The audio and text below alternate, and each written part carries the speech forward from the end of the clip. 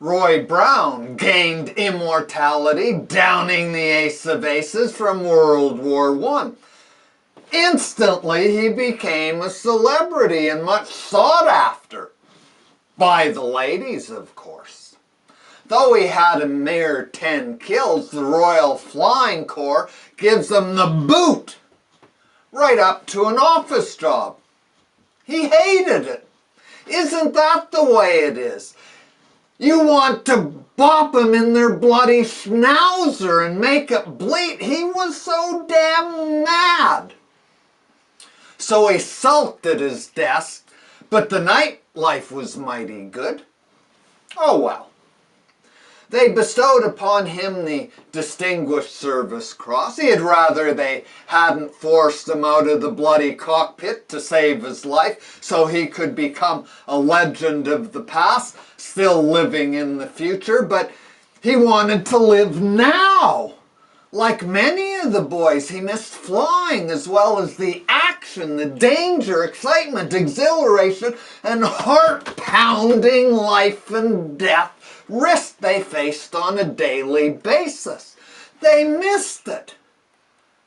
Can you imagine? Oh, and that damn wop, Italian he was, won the Distinguished Service Cross like his friend Brown, but not before he racked up 11 kills in the Great War. Beat Roy by 1 kill and he got to fight where they all wanted to, in the air. Wop literally one-upped his captain in all respects and aspects except one, of course. He was a handsome little bastard, wasn't he? Wars are all rotten. All the real heroes die unsung, so to speak. So how the hell is a hero if he is never heroized? Huh? Ever think about that? They returned home heroes, living ones. Big whoop. In 1920, Wop and a friend each flew junkers from New York to Edmonton. That's a 4,000-mile non-stop trip in the dead of winter. 7 years before Lucky Lindy flew non-stop over the Atlantic. Ahead of his time a bit, wouldn't you say? Late in 28, there was a diphtheria outbreak in Little Red River. They needed some antitoxin quickly, so a savior was needed to deliver it to the middle of nowhere, someplace up north. Wop to the rescue. January 2nd, 1929, it was 30 below. Friggin' ass freezing cold. His Avro had an open cockpit and bi-wings. Ancient to say the least. The toxin had to be kept warm next to a coal burner, wrapped in wool rugs and carried on the floor between his miserable, freezing friggin' feet. When he arrived in Fort Vermilion, the nearest airfield he could land on, they found not his ass frostbitten, but his icy fingers frozen to the controls, and his eyelids were, thankfully, frozen open. He returned a hero for delivering the life-saving medicine. The flight made news across Canada and around the world as the race against death. Bloody good on you, boy.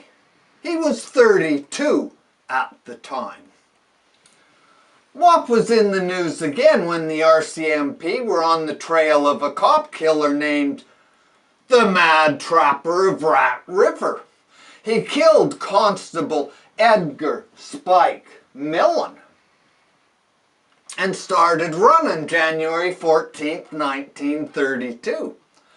Wop helped track him from the air and brought in supplies for the Mounties, often in blizzard conditions. He must have had ice in his veins. God, what an icer he was! Those fearless bush pilots, batty to say the least, and no thought of their personal comfort. That was for sissies. In a 40 below blizzard at times, the madman was a hell of a survivalist.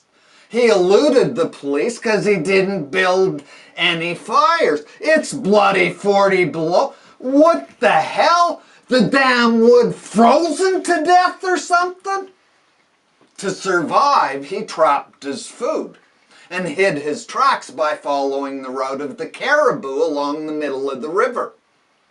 Late in the day, the madman would go into the bush and camp for the night. Sharp-eyed Wop saw the trail into the woods one day, and they closed in on him. Not Wop, the bloody RCMP. They were the ones after him. February 17th, 1932, they caught him and shot him right to death. But not before he winged another friggin' officer. Wop was credited with saving his life by landing and evacuating him, as well as the dead trapper. During World War II, Wop was instrumental in the training of pilots from around the world. They were impressed to discover he was instrumental in the downing of the Red Baron. Of course, he didn't do it. He was the bait. And lucky he didn't get Clemunched. But he didn't tell them that, of course. It could have ruined his stellar reputation as a hell of a good guy. Well, when you get right down to it, he was a hell of a great guy. A little off-center, but anything that goes whop usually is. He died suddenly from a stroke, June 21st, 1952. He was only 56 at the time. The real Snoopy, Roy Brown, died March 9th, 1944 from a heart attack. He was only 50 years old. The moral of this story, Mr. Schultz, is that Snoopy must be Canadian, if indeed he shot down the Red Baron. So why does Charlie Brown own Snoopy? Any relationship to Roy Brown, the Canadian ace who actually clobbered the bloody Red Baron, Manfred von Richthofen? Isn't this what the story is all about? Or is it all about Snoopy?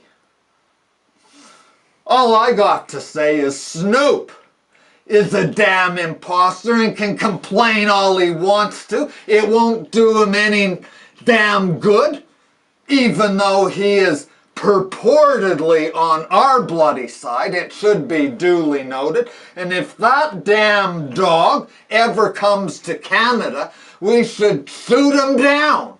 And I mean really flaming down, and we should arrest him for imposturing our bloody history with friggin' bloody lies. Snoop didn't shoot nothing down except for his big friggin' mouth. Look, I told ya.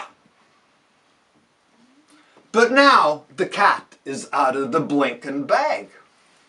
Oh, and I must thank you, Mr. Schultz, for the great pictures and spotlight you put on this great story. Thank you, sir. You were a very creative, funny man. And that is another story from my book, Stories from the Heart of Canada, by me, Lane. And that's all, folks. Until Snoopy takes on another legend, because he's bloody well going down, down, down. Yo!